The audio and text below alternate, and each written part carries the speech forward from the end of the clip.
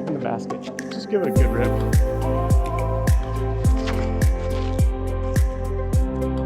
Oh, that angle's so good.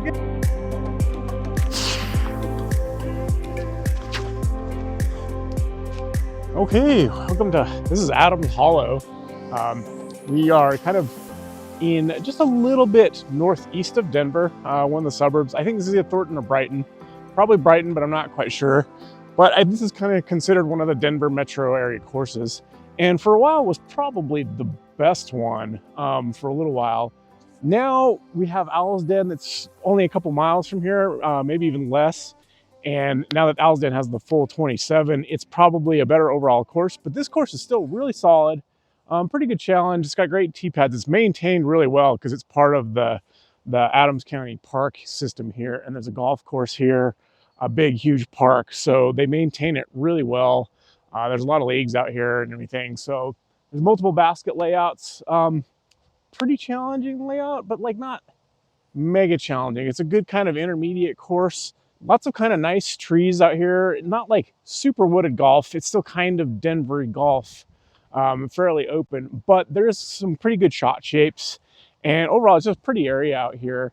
It's a bit of a hazy day, so I don't know if you can really see much of the mountains. We've got a lot of smoke coming in, but I got some new glasses and I can barely see them, but I'm excited to see how I play with these new glasses.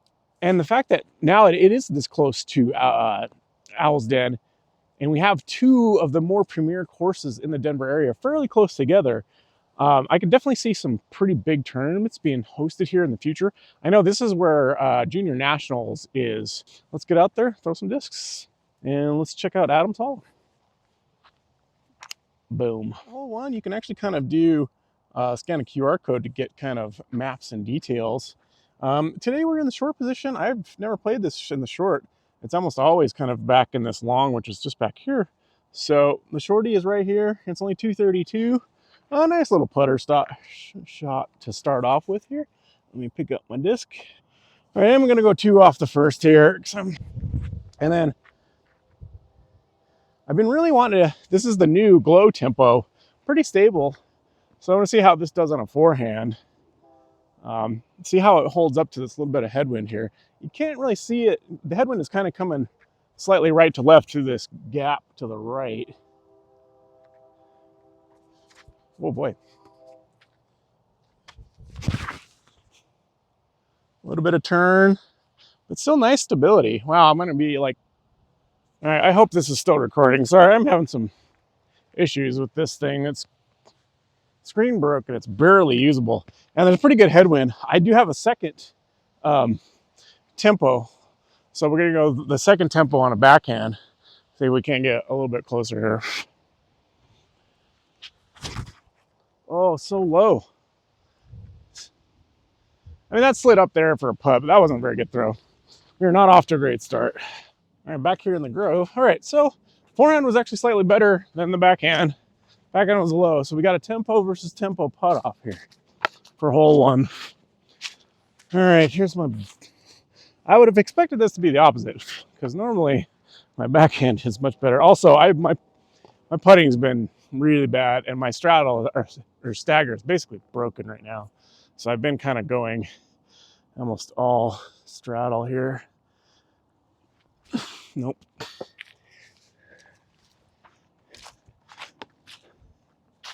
And then, oh yeah, it's right here. All right, tempo number 2. Yeah, I was played in a mountain tournament this last weekend, and my putting was so bad the first couple rounds, and just being in the mountains, you almost have to stagger the whole time. I ended up just committing to it and putted pretty good the last day, but my stagger now is just broken.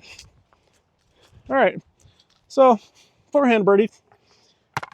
We'll take the birdie to start off with. 2 off the first. Hole 2. If I can pull maps off here, I will try to put them on here. This is kind of a big bomber. The short 314 is right in that grove. It's actually in the long, which is in right next to that tree in the background at 517. So it's just kind of a big old mash. For the long, you just kind of want to hit this gap to the right and try to push beyond that. This is gettable for the really big arms. You have a bit of a crosswind. I'm probably not warmed up enough for this shot, but maybe there's a small chance I can get there and get something. So I'm gonna whip out the Wind Dragon here and just kind of mush something out there. Slight hyzer. Hopefully the crosswind stands it up and gives it a little extra push.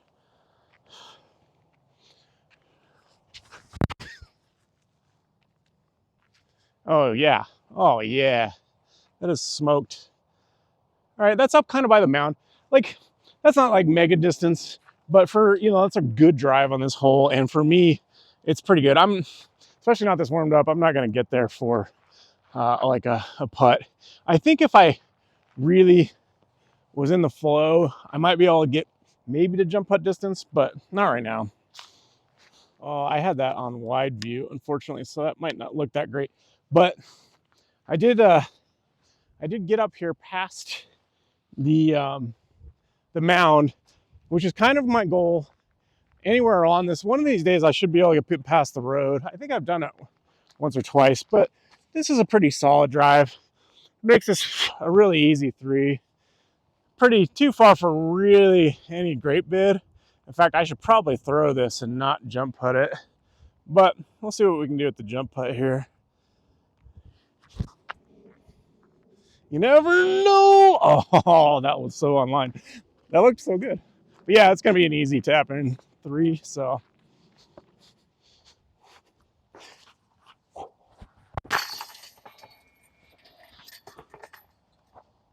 All 3 got a pretty tricky wind for this. The other position is kind of right there to the left of the tree. You can see the pole. This kind of goes over this mound, and then it's up on a mound. It's hard to see, but the other side of this mound is also steep, and it's really crappy on the right side. So really the best play, if you have the distance, is to kind of forehand into the mound. I didn't have much of a forehand at all when I played this last year, so I would always go backhand turnover, or not even, well, slight turnover and try to skid it up onto the mound. I think I can probably get there with a forehand now. I know I said I was going to play this pretty much straight up, but yeah, I want to do both. All right, which one is my real play here? Forehand or backhand? What do I trust the most? It is a little windy, so I think in this situation, like tournament-wise, I would probably go forehand just to be safe. So, well, let's do that first. So we play. I'm trying to do my real plays first, because sometimes I do my real play second, and I'm like, I feel dumb for taking it.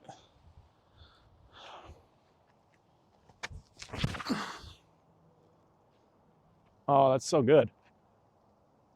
Yeah, that should be a putt. So my forehand is getting better. That's my trusty fireball. I can almost fully rely on it now. It's starting to feel better and better. And this is just my prism hex for, oh, this is a weird prism because it's prism plate, but neutron rim. OTB run from last year. This is kind of my old school play. That's a little short, but I'm trying to keep it just on top of that mound for a putt. But we'll see what we have. Okay, the hex was super short. So I made the right call with the fireball forehand.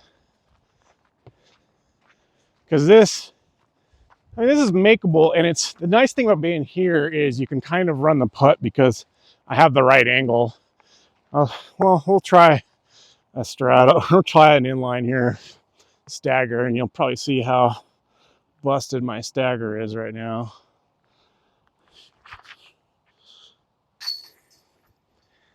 Or I could just drain it because maybe it's not busted. Okay, whatever.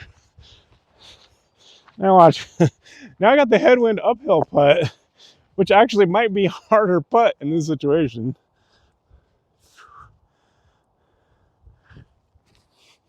All right, we got both. So I'll take that. All right, that's a pretty good start. Sorry, I'd take a short break because we're overheating a little bit here. All right, hole 4, 327. It's in the 327, which is to the right there behind that grove. Before 15 is like back in that second grove. That's normally the one I've played. This one, 327, I don't think I have this forehand distance, so I think this would definitely be a turnover for me. And so I'm just going to pull out a relay and have just kind of a nice soft turn into it. Hopefully this doesn't turn off from the heat. Oh, and my head was getting massively burnt too. So.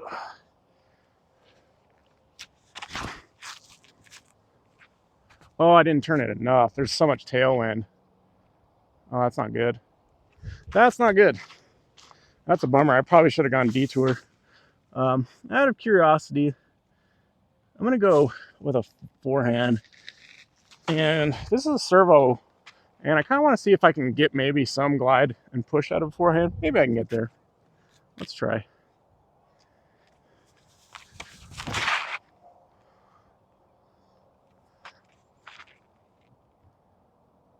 Okay, I take that back. Maybe I do have this forehand now. Interesting. Okay, so it's kind of comical that, one, this is becoming a forehand versus backhand video suddenly. And so far, my forehand is kind of kicking the crap out of my backhand. This was not good. I just didn't turn it at all. And the forehand was solid.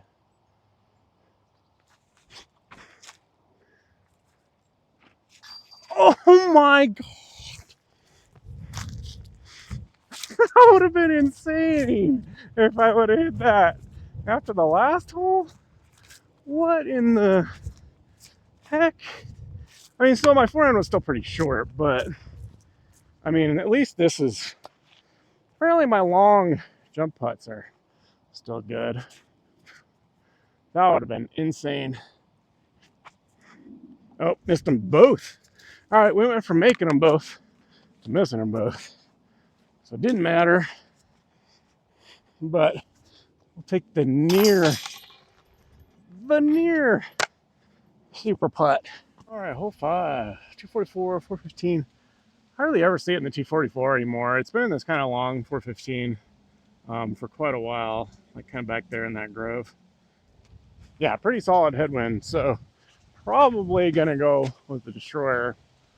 I could probably try to hyzer flip like a time lapse or a wind dragon. The wind dragon sometimes penetrates really well in a headwind if you give it the right amount of hyzer.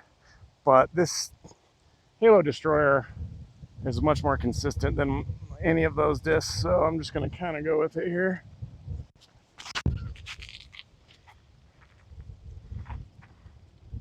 Still drifted a lot, so yeah, I think my time lapses and wind dragons would get destroyed. I mean, I'll try it for funsies. There's the wind dragon. This is my more stable one. It's like 168.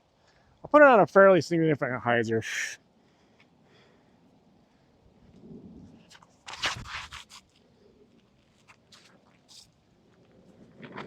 That's pretty good. It's, like I said, if you give it a good hyzer, man, that might be... Wow, player 2 is kind of killing it. All right, destroyer stalled a little bit. Didn't quite get as far. I thought I was actually going to be more in this pocket, which is kind of unfortunate. All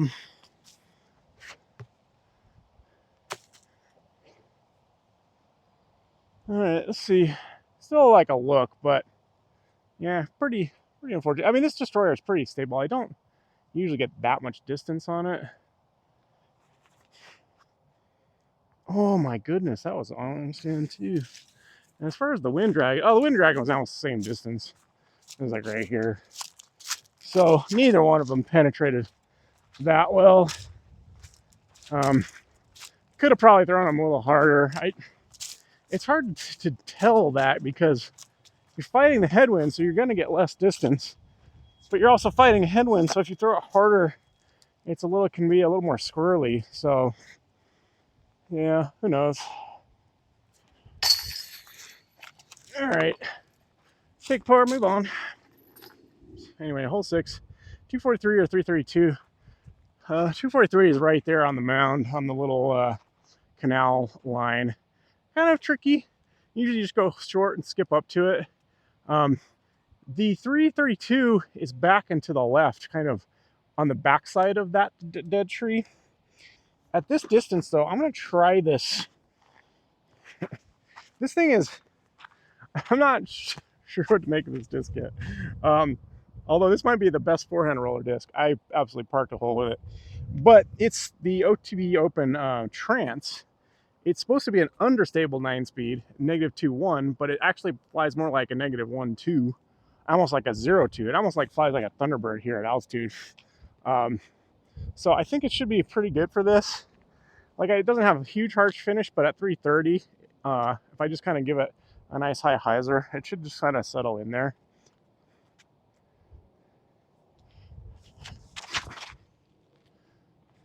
And that's really good. I think that could be parked. I don't know. It's right, generally right there. That was like the right line. And throw feels great today. Man, I thought this was way better than it was. This is not all that great. I mean, I guess I can't really complain that much, but I really thought, man, I even got new glasses and my depth perception's still bad. I really thought I got into this little depression and slid up near the hole. I must have hit the top of it, or maybe even this log or something. I don't know. All right, let's bang a putt. Oh, that's got a big scratch on it. I hit something. I think I might have hit this log over here. Oh, that is sad. Yeah, I got a big old scratch on it. I must have skimmed this log somehow. Huh. Oh, that's an unfortunate miss. Didn't really compensate for the hill as much as I should have. Normally, like, I try to level myself with the straddle. I just didn't quite do it. Hole 7, 323, 355. 323 is to the left over by that dead tree. 355 is kind of straight out there. This is hard. They built up a little, like, mini, like, half circle for it. Not quite full circle one. And it's pretty hard to get onto that. And then there's a drop off on either side.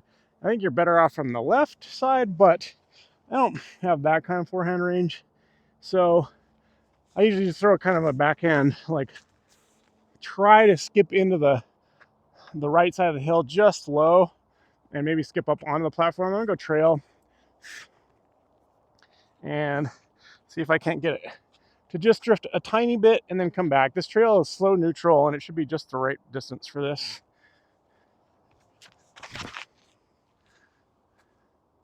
Oh, I didn't turn it enough, but that should be like a putt. That should have been, if that was a little more right, that would have been really, really good. Oh, shout out Tristan Tanner too. I think part of the reason my throw is feeling good today, I saw his video about keeping the curl and keeping my distance, and something I had been kind of, I think, drifting away from. I'd noticed in some of my recent videos I was collapsing again and my elbow was dipping again, and even though I was throwing well, I wasn't getting quite the spin. So check out Tristan Tanner's videos. He has some of the really good ones about, like, proper throwing mechanics. All right, I just spent a good, like, 10 minutes trying to figure out where the heck my disc was. I saw this little thing right next to the tree. There it is. I was like, man, I thought I was going to be by the rocks. And it was just nowhere out here. And I was like, wait a minute. I bet it's in that little thing. And I was correct. All right, so got the distance dead on. But whether we can get this in or not. Yoink. All right. See, and this is where straddle really comes in handy, being able to do it, because, like, this would be a really annoying stagger. All right.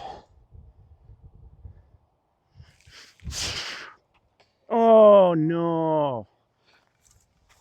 Just pulled it off the line a little bit. That is a bummer. Thought I had it. And views of the golf course and the lake as we come up here hole 8, 1 pin, 302. Doesn't move. It's on this kind of precarious little landing strip. If you over hyzer it, you can skip down in even into the water. This one's a little harder to get to the water. It's a pretty good amount of room, but you can definitely do it. And off to the right, it falls off pretty far. So it makes it a pretty tough upshot too with the hill on the back. So I actually have kind of a cheat disc on this for tournaments. I go with like an elevation rubber fairway and kind of hyzer flip it up, and it tends to sit on the grass, but I don't have it with me. So I'm gonna go with just a hex play, just very slight flip up hex, and just try to land it on the flat part and kind of scoot into it basically. Oh, I pulled it. No way.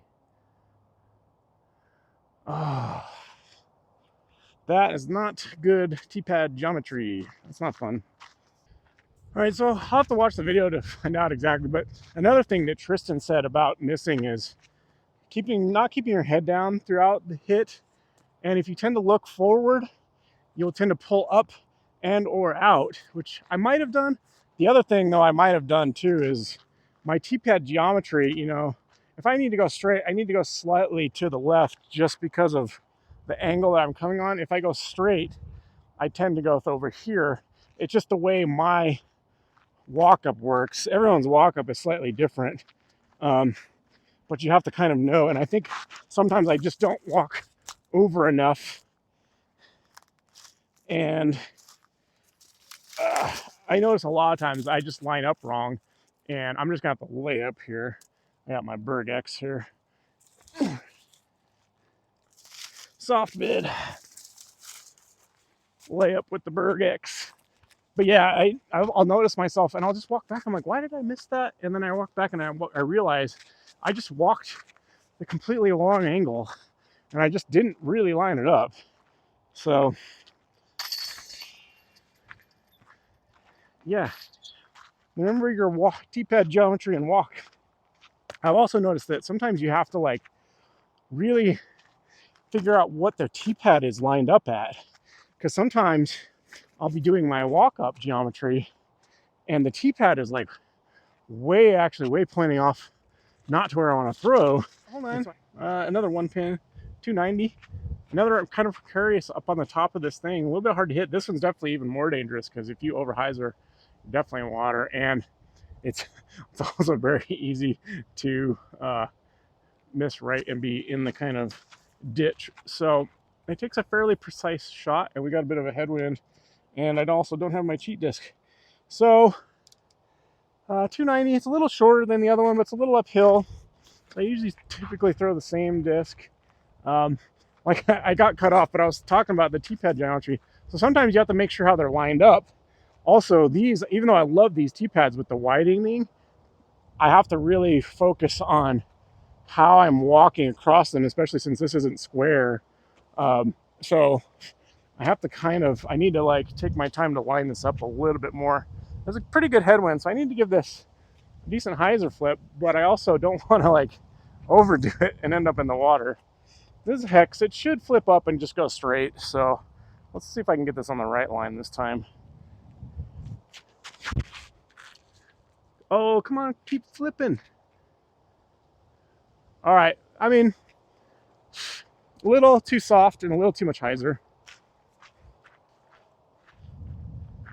But that's not a bad miss. All right, yeah, a little short, but kind of another layup, really. Although the wind kind of just died, so maybe I can run this. But yeah, just a touch more power, and that flips all the way over, and then probably lands flat, and I get the flat skip.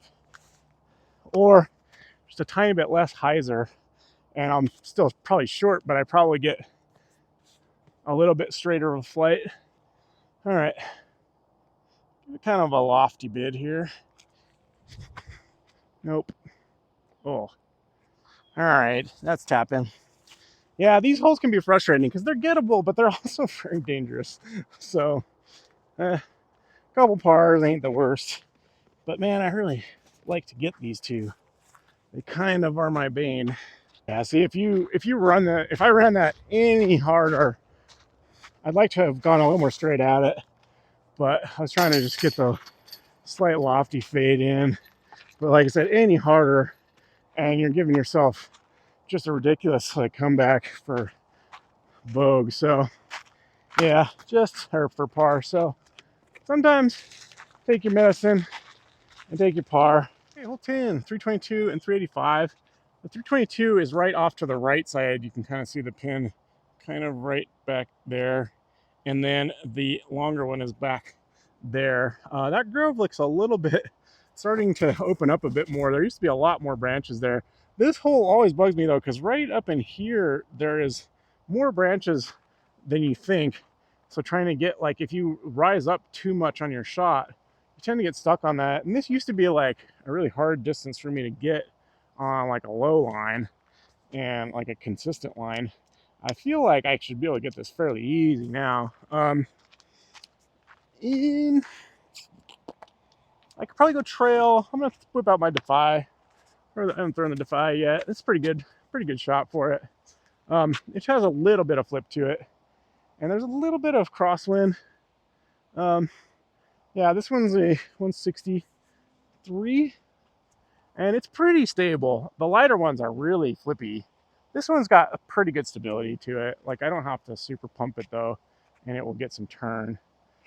So try to keep it low and straight, but just the mound makes it so you kind of, I almost want to go up a little bit, but that tree makes it go up. It's really good for a forehand. If you have a really good solid long forehand, it shapes up much better to that. Oh, I didn't get it high enough. That's so into the mound. That is really annoying, because that felt solid in my hand, but it was kind of like nose down. I do not like that shot at all. It was just dropping the whole way. All right, probably should have gone trail. No trail on a high flip. There. Oh wow, that dropped too, but yeah, that's short, but that should be a putt. Yeah, just kind of pathetically low is going to give us a little bit of a upshot practice. I would normally probably go Berg X here, but I'm going to try the range on a forehand. It's kind of slow, and I want it to just drift slightly out into the open. I'm not trying to really park it, just trying to hit that gap.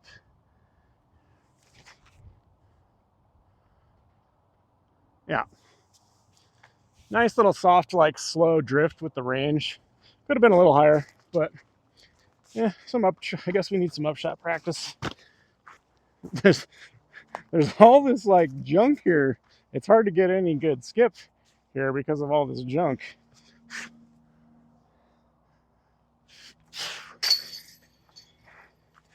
All right, since that nice hot start, we haven't done a whole lot on the rest of the front nine.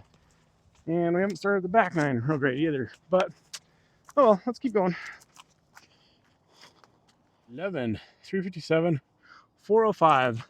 We're in the 357, which is just kind of right there.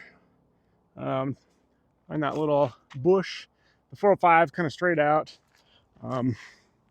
You have a little bit of an elevated tee here, so kind of makes it easier to get here. I might try to slightly different angle.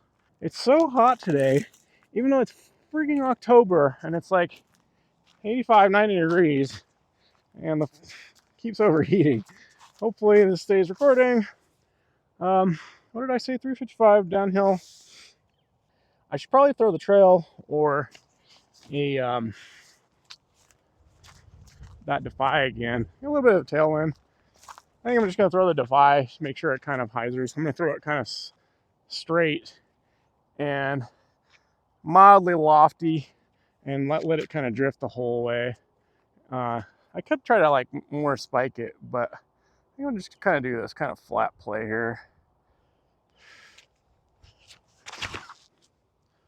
Oh no! Why is that turning so much right now? All right, I got a pretty good flare. That's kind of deep. Wow, I thought it was a tailwind. That kind of, those defies have some turn. Usually have a little more bite than that. That's actually kind of surprising. I think I am getting a little more spin, keeping my wrist loaded, like Tristan was saying. So I got to be a little bit careful with that. All right, yeah, a little deep, and it's just a little. That's too much disc for this. I should have thrown the trail. I think the trail would have come in probably a little bit more mellower and a little bit closer. This thing's normally pretty stable, but sometimes if you get spin on it, it does have some turn. And I got that thing right in my way. But again, here's where the straddle comes in. I need to put back my bag. And shout out to Bodanza. You've probably seen him play this course a lot. I think he lives pretty close to it now. But his Swirly S Romans fly very similar to the trail, but with a little bit less, or with a little bit more stability. And it would have been perfect for this hole. Nice. Didn't matter. All right, now we're back rolling. 12, 302, and 358. 358 is pretty straight, kind of. The 302, it's a little hard to see. It's in this little grove just over this big bush. Probably go mid, but I'm just going to kind of go with my servo. It's nice to have a stable servo because I can go a fairly consistent hyzer angle to kind of penetrate the branches, because I want to come in on the hyzer angle that comes in just below the branches is kind of what my goal is. So this servo is nicely stable. It's kind of finally got that MVP like T-bird slot, although I think they really need to make a legit 702 type disc.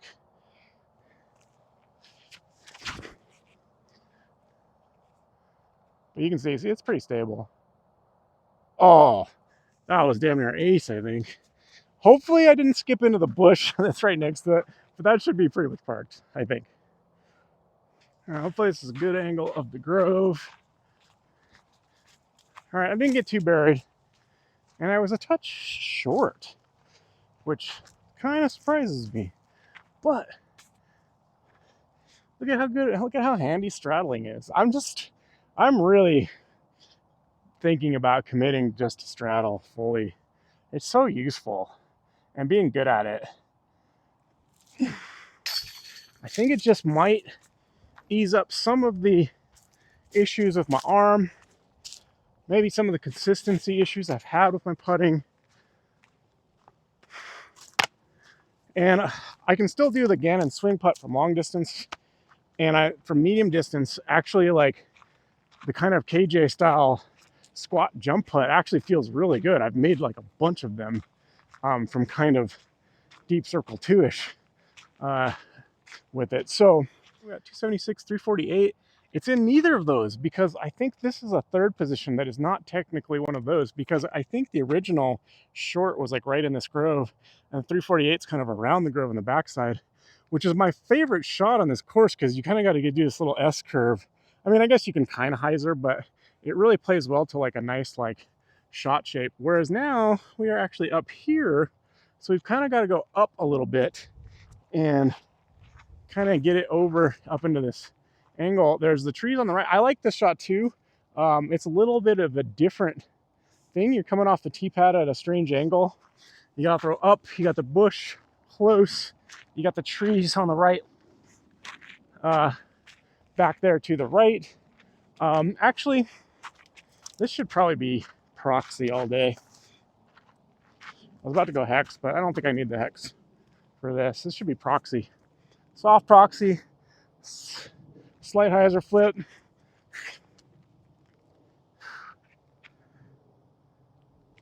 I think I'm going to aim at that aspen that you can see, the white one, or the dead tree, and see if I can't. I'm going to go a little bit flatter and see if I can't drift it just a little bit here.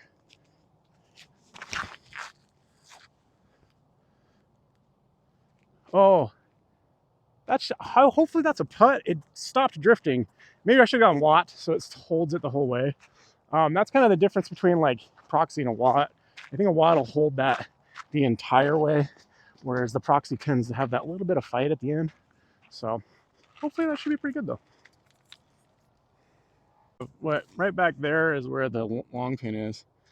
So this is slightly more tunnely than I thought. I was kind of aiming at this white dead tree here, thinking that it was a little bit more like closer. It looked so compressed off the tee, but this pin is actually farther back. Don't see me yet, but I thought I was going to be faded out just a little bit. I was going toward, yeah, oh, right here. Okay, so yeah, I thought I was going to be dead even with the pin from the tee, and I'm still kind of short. So yeah, this is not bad though. Yeah, this is a little bit differently shaped than I thought, but not bad. Can't really complain at circle one. Let's go. Keeping it rolling. Keeping it rolling. 265, 310, 265, kind of straight ahead. You gotta hit this gap. The 310 is back there behind the tree there. You got a little bit of a headwind. I would normally kind of go NB here, but and just try to get over the log and slide up for a putt. But I am going to disc up. Well, see if we can get you in a good spot here. All right, I'm gonna disc up. I'm gonna go with this KJ rock. This is kind of the shot headwind where I need it to fade, but I still needed a mid-range. This is kind of what I've been looking for this disc, so let's see if it works. It's been really good so far. It's gonna have a fight on its hands with like the matrices and stuff whenever I get a chance to do some comparison. Oh, that's so good. Beat that tree. Oh, that's so parked. Dude, every time I throw that thing, it's like parked. I love that disc. And I'm 90% MVP right now, but I love that disc. And shout out to my buddy Eric who turned me on to that thing. All right, let's go. This is awesome. Okay, so we weren't parked, but didn't quite get the scoot, I thought. And I thought this was a little closer to the tree. My depth perception is just so bad. But KJ rock, I think it's a Rancho rock, but it's halo. It's pretty stable. And the hand feel to me has been better than most rocks I've had in the past. So who knows? Shout out to Eric for turning me on to the KJ rock. Shout out for KJ to making this thing. Shout out for Tristan for fixing my rotation. Shout out to me for committing to straddle putt and making him. Yay. Lots of shout outs. Hole 15, 203, 347. We're in the 203. 347 is kind of back there between those two mounds back there. That's a pretty fun throw.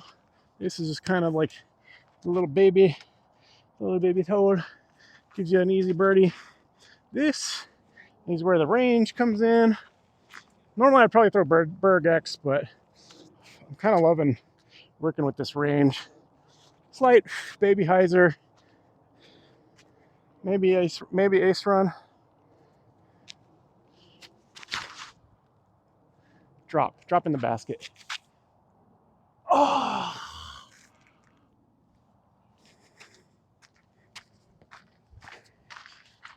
That looked so good. Man, oh man, I wonder what the camera view of that was because you were a little off angle. I don't think I missed that by much because look where I am.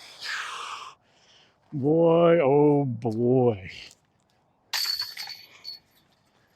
Oh, the range. Love it. Please, MVP, make this in soft proton.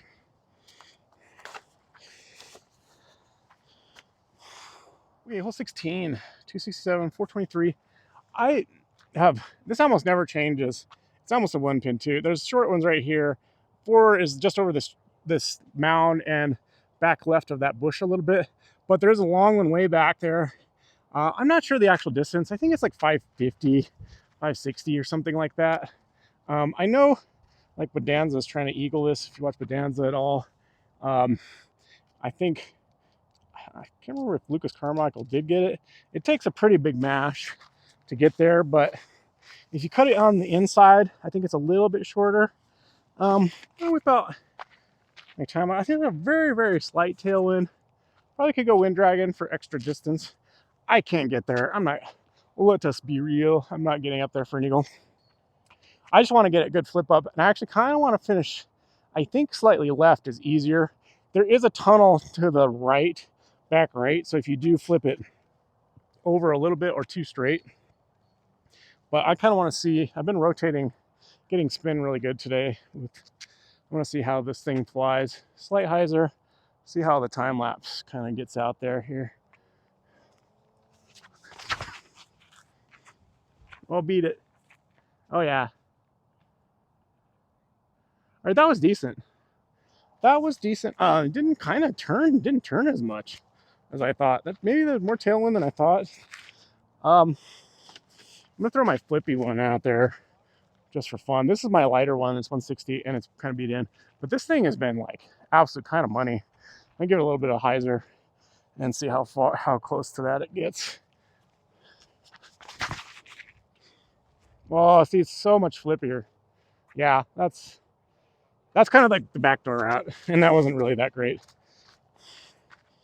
Here's kind of a look from the back side, kind of where the time lapse landed over here, where this is the 425 pin here.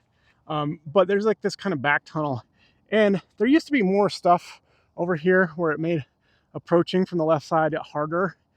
And I think their hole was originally designed and intended to play this line. Like, I think if they had a Mando over here somewhere, so you had to play it in through this gap, it would make like a way better true par 4, because it would require a bit more placement and kind of navigating this bush and stuff. So I don't know, TDs, if you ever watch this, put a Mando on this, make us use the tunnel. And I'm actually not in a bad spot. Could have pushed a little straighter, might get a little better. I don't know. I actually don't hate this angle though. I'm gonna try this tempo on a forehand. I normally would throw my entropy here, but I kind of want to test this glow tempo.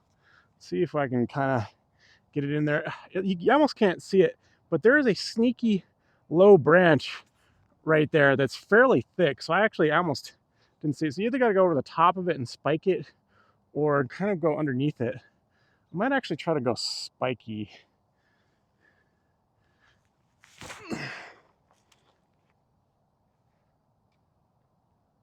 Okay, that was a little short, a little too spiky, but you even heard it hit it, which is kind of funny because like I've hit it low so many times. I'm gonna try my other tempo for fun. I'm gonna try the lower line here.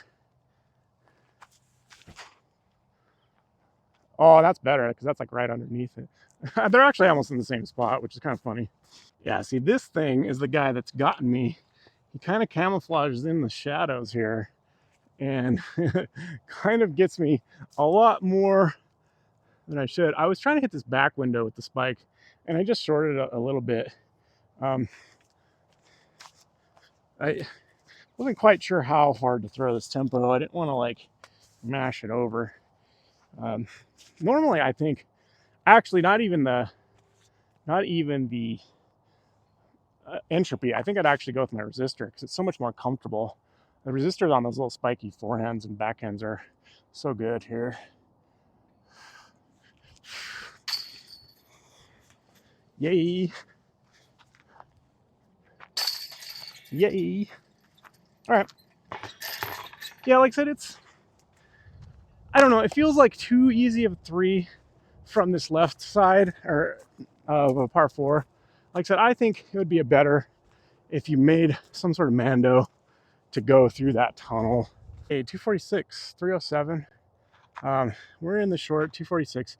Just over that mound, kind of like a little forehand. Ooh, this bush is actually kind of growing. It's starting to make this even more interesting. I like the backhand line because you kind of got to do a little like flexy or really hit straight the gap. There's a little bit of a backdrop that can save you. This is kind of a tricky little shot too. Like I said, 250 should make for a good forehand. I could honestly probably forehand the KJ Rock, but this is where this disc comes in. And like I said, I normally would have used it on that last spike forehand. For these kind of shorter forehands where sometimes when you do like a zone or a putter type or even like a mid-range, like they don't move the way you want. Like they either don't finish as hard as you want, or you can kind of turn them more than you want because they just don't quite handle come out of your hand smooth. Whereas the resistor being slow and very overstable, it's like a baby Firebird. For these short ones, I can like kind of very slightly chop this. It'll kind of come back and it'll skip harder. So just like that, see? Oh, that is so unlucky. I hit the base of that tree. But you kind of get the idea. Whereas, like, my entropy, it was probably, I mean, like, normally I'd probably do this entropy just straight at it. And, like, you kind of do a more, like, simple line. But the resistor kind of gives you a little more options. And I like the finish better than, like, a putter sometimes. I don't know. It just kind of depends on the hole.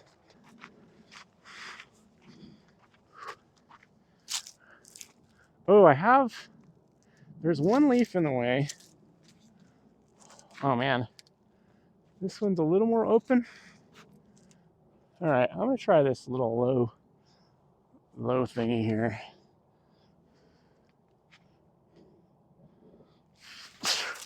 Oh no, that's so bad.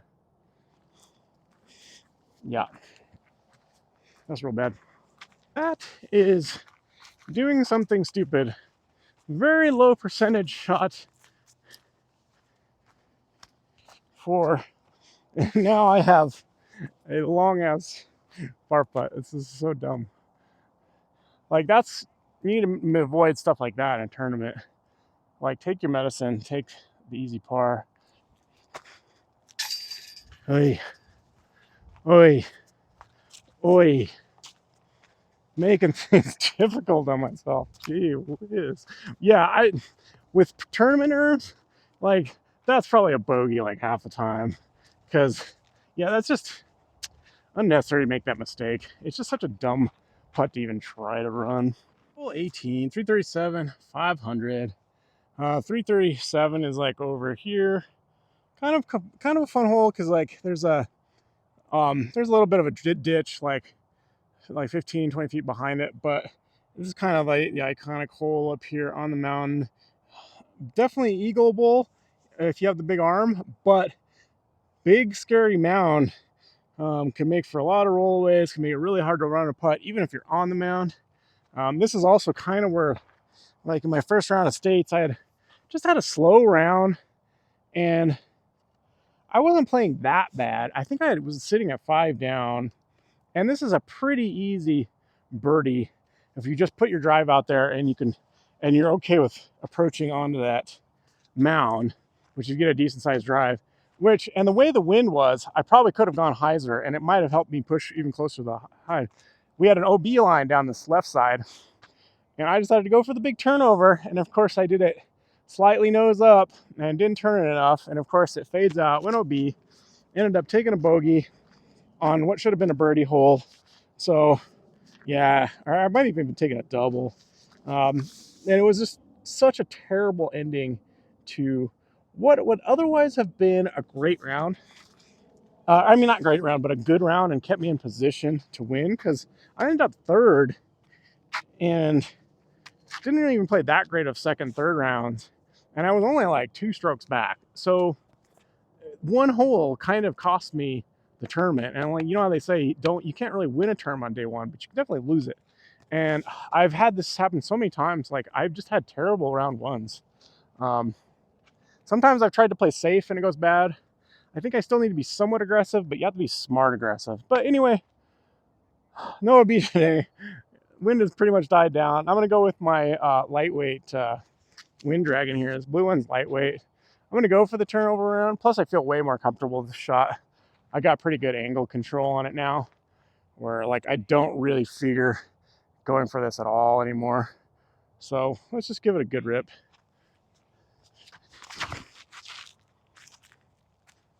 Oh, that angle's so good. Get up there. Go, go, go, go. All right. We're not quite to the mound. I don't quite have that power, but that's a pretty dope drive. So we got pretty solid look up there. The hyzer route's not bad, but I can't get quite as much distance. That's fun. It's such a fun shot. All right. I mean, it's just a casual round. We got to run the eagle putt, right? Okay, that was pretty. That was kind of a bomb. I think I've only gotten maybe slightly closer once or twice. I think I was a little bit further one time, and I think I had a kind of a crosswind, and the hyzer I also pushed up to that side. But this is pretty solid. This is a pretty good smash. I'll have to you just measure this. This is pretty solid. Whew. All right, we got to go for it, right? Iconic up there.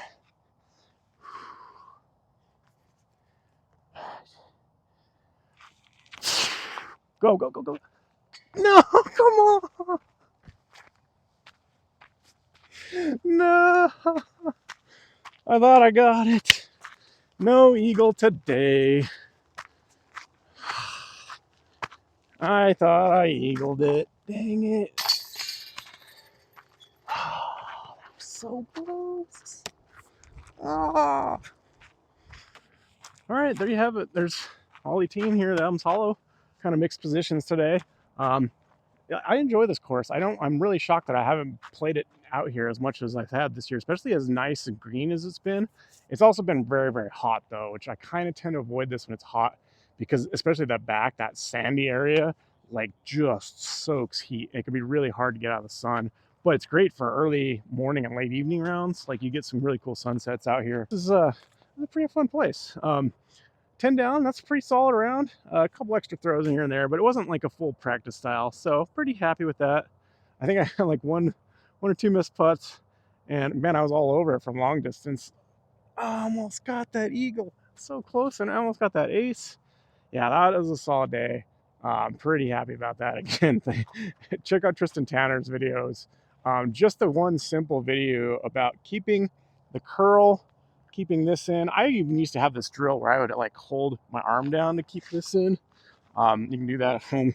But anyway, the throw felt great. The putt felt great for kind of sticking to my straddle. So pretty happy.